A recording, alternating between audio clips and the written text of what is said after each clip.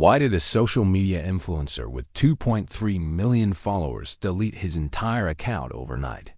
12 hours earlier, he thought humiliating a stranger would get him viral fame. He was right about the viral part.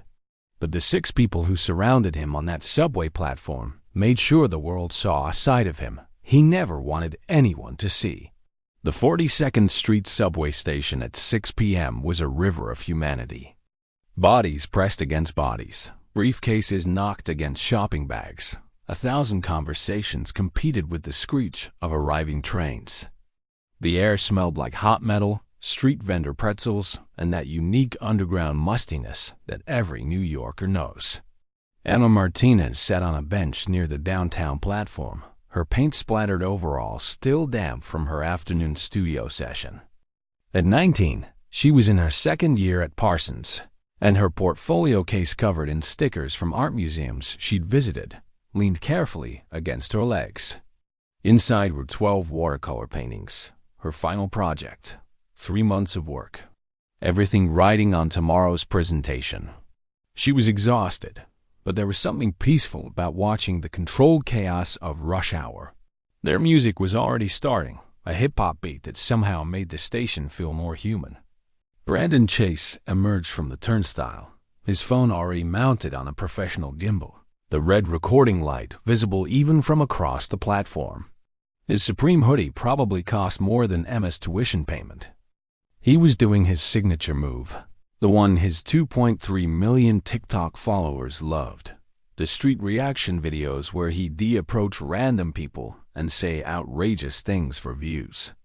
His eyes landed on Emma and her portfolio case. Perfect, quirky art student. The overalls, the paint stains, the vintage vibe, his audience would eat this up. Excuse me. He pushed through commuters, his phone's gimbal keeping the shot perfectly smooth. Our girl. Yeah, you with the Bob Ross cosplay. Emma looked up, confused. Around them, people were already slowing down, recognizing him, pulling out their own phones. Can I see what you're working on? Is it like finger painting? Do you sell these at craft fairs? His voice had that particular influencer tone, loud, performative, dripping with manufactured enthusiasm that barely concealed mockery.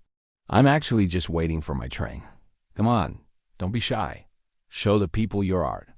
He moved closer, and Emma instinctively pulled her portfolio tighter. Something about his smile didn't reach his eyes. What is this, your homework? Do they still give gold stars in art school? A few people laughed. Emma's face flushed red. Please, I really need to. Brandon reached down and grabbed the portfolio case before she could react. Let's see what we got here. Rate this art, chat. Rate this art. No. Please, Emma stood up, reaching for it, but he held it high, playing to his phone camera. Oh, we got a fighter. I love it. He unzipped the case with one hand, still filming with the other. The watercolors started to slide out. Emma lunged for them, but Brandon stepped back, and they fell. 12 paintings hit the dirty subway platform. Feet stepped on corners. A coffee cup someone dropped splashed across one.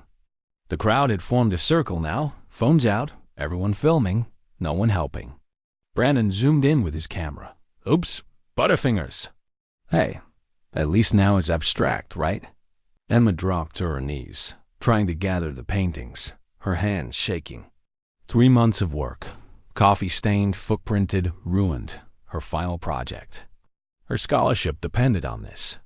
Tears started rolling down her cheeks, and she hated herself for crying, but she couldn't stop. Brandon kept filming, getting the perfect shot of her breaking down. This was going to get 10 million views easy. The algorithm loved emotional content.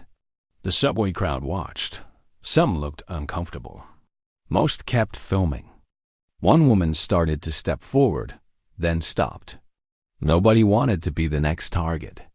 If you're disgusted by people who hurt others for online clout, please like and subscribe to support content that stands for real values, not just viral moments. The music stopped. The breakdancers, all 6 of them, walked across the platform in a line. Marcus, the crew leader, was in front. 26 years old, had been performing in this station for 8 years. Behind him, his crew, Jamal, Dez, Skylar, Rosa, and the youngest, 16-year-old Malik. They'd watched the whole thing, and they were done watching. Yo. Marcus's voice wasn't loud, but something about it made the entire platform go quiet. You dropped something. Brandon turned, annoyed at the interruption to his content. Bro, I'm filming. Can you not? Yeah, I can see you're filming. Marcus bent down and carefully picked up one of Emma's paintings. Water damage spreading across the corner, but the image still visible. A portrait of subway musicians. You're filming yourself being trash. Dez stepped forward, picking up another painting. Then Rosa, then Malik. One by one, they retrieved Emma's work from the dirty platform, handling each piece like it was precious. Do you know who this is? Marcus held up the painting of the subway musicians. Emma's work, this is us. She's been sitting here for weeks, painting us, not for class, not for money, because she thought what we did mattered. Brandon's smile faltered. Around them, the crowd's energy shifted. Phones were still out, still recording, but now they were pointed at him. Skylar, the cruise tech guy, pulled out his phone. Brandon Chase, 2.3 million followers. Verified account. He started scrolling. Oh look, you've got a sponsorship with Nike. Wonder if they know their sponsored athlete destroys people's art for fun. And Supreme, Rosa added, looking at his hoodie. Should we tag them? Wait. Brandon's face went pale. His gimbal hand started shaking.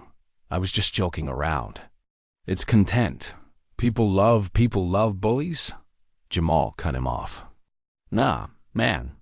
People love watching bullies get checked.